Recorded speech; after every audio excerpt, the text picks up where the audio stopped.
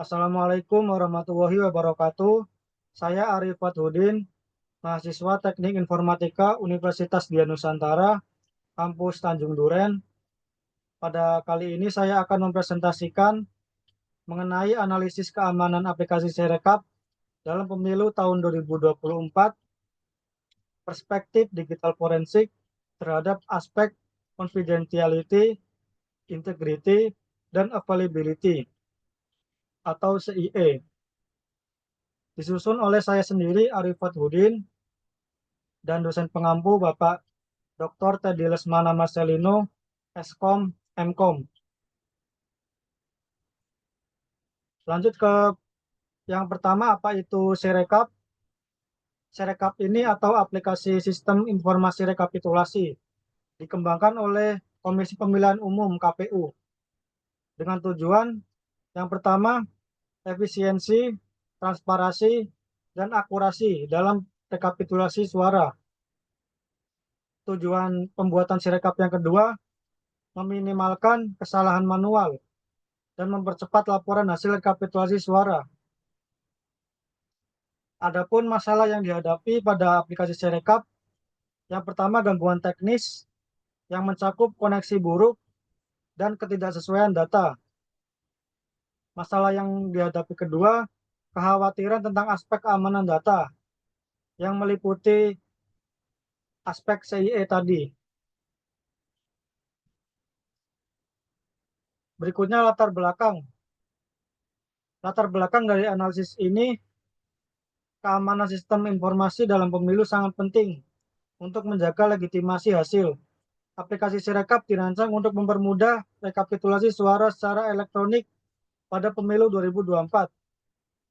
Namun menghadapi tantangan seperti potensial serangan cyber, ketidakakuratan data, dan resiko tidak sah, analisis forensik digital diperlukan untuk menilai aspek confidentiality, integrity, dan availability pada aplikasi ini, serta memberikan rekomendasi untuk memperkuat keamanan. Penelitian ini diharapkan meningkatkan kepercayaan publik terhadap pemilu berbasis teknologi di Indonesia.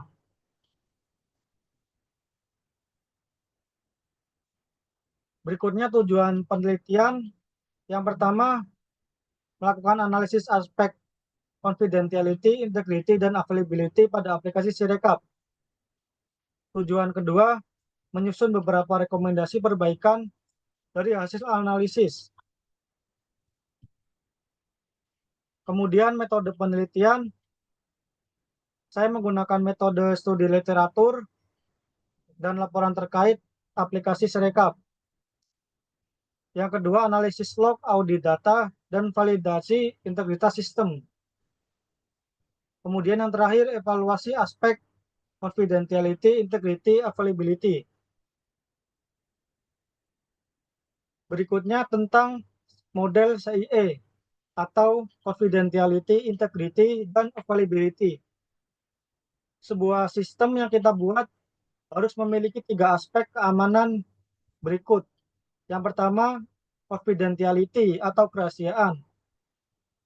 Artinya, melindungi data dari akses tidak sah. Yang kedua, integrity atau integritas.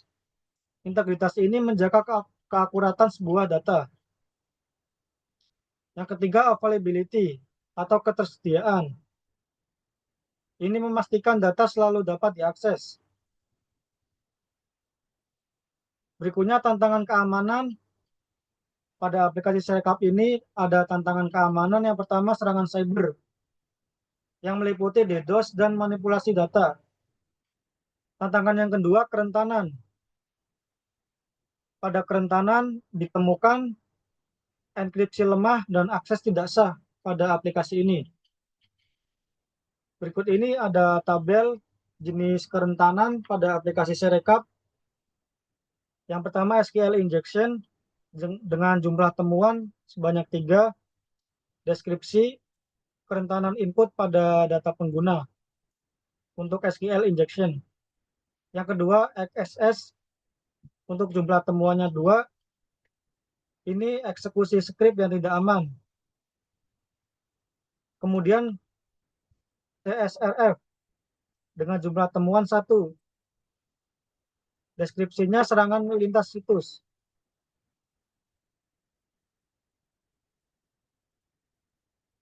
Berikutnya kinerja sistem. Ini merupakan grafik dari waktu respon modul aplikasi Sirekap. Untuk modul pemrosesan ini memiliki waktu respon tertinggi sekitar 3 detik. Ini menunjukkan adanya potensi bottleneck di proses ini.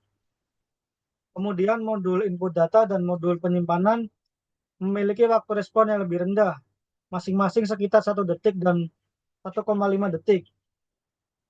Berdasarkan hasil ini, diperlukan optimalisasi khusus pada model pemrosesan, karena di sini yang paling tertinggi untuk meningkatkan kinerja keseluruhan sistem. Kemudian rekomendasi. Ada beberapa rekomendasi. Yang pertama, implementasi enkripsi end-to-end. Dengan implementasi ini, untuk memastikan bahwa data yang dikirimkan antara pengguna dan server hanya dapat diakses oleh pihak yang berwenang. Ini dapat mencegah penyadapan data selama proses transmisi.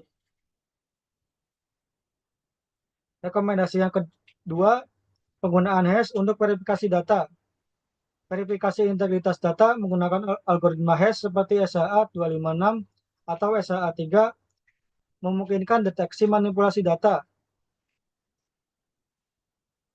Ada pula checksum, dapat diterapkan pada setiap transaksi untuk memastikan bahwa data yang diterima sesuai dengan data yang dikirim.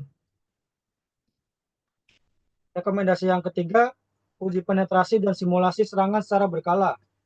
Dengan melakukan penetration testing dan simulasi serangan cyber secara berkala, dapat mengidentifikasi titik-titik rentan yang memerlukan perbaikan. Pengujian ini mencakup simulasi serangan DDoS untuk memastikan aplikasi tetap tersedia selama lonjakan lalu lintas. Rekomendasi yang keempat, implementasi sistem backup dan failover. Tentunya sistem harus memiliki backup dan failover otomatis untuk memungkinkan pemulihan cepat jika adanya kegagalan sistem atau bencana alam.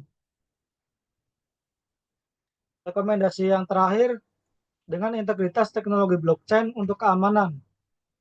Ada pula manfaat blockchain meliputi yang pertama, transparansi dan auditabilitas, yaitu setiap transaksi terekam secara permanen dalam blockchain dan dapat diverifikasi oleh pihak berwenang tanpa resiko manipulasi. Yang kedua, keamanan kriptografi. Data yang disimpan dalam blockchain dienkripsi dan didistribusikan di berbagai node, mengurangi resiko pemusatan serangan. Manfaat yang ketiga, ketahanan terhadap manipulasi. Karakteristik blockchain bersifat immutable atau menjamin bahwa data yang dicatat tidak dapat diubah atau dihapus. Manfaat yang keempat, desentralisasi atau mengurangi ketergantungan pada satu server pusat sehingga meningkatkan ketahanan sistem terhadap serangan cyber. Berikutnya kesimpulan dan saran. Kesimpulan yang pertama, Sirekap memiliki potensi untuk meningkatkan efisiensi pemilu. Yang kedua, diperlukan peningkatan keamanan untuk menjaga kepercayaan publik. Kemudian analisis ini memberikan langkah strategis untuk perbaikan. Kemudian saran. Yang pertama, optimalisasi algoritma pemrosesan data untuk mengurangi waktu respon dan meningkatkan efisiensi sistem. Saran kedua, evaluasi mendalam terhadap infrastruktur guna mengidentifikasi dan mengatasi bottleneck lebih awal.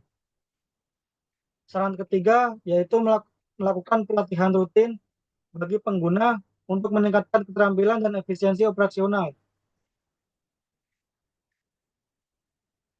Demikian presentasi yang dapat saya sampaikan. Semoga bermanfaat. Sekian dan terima kasih.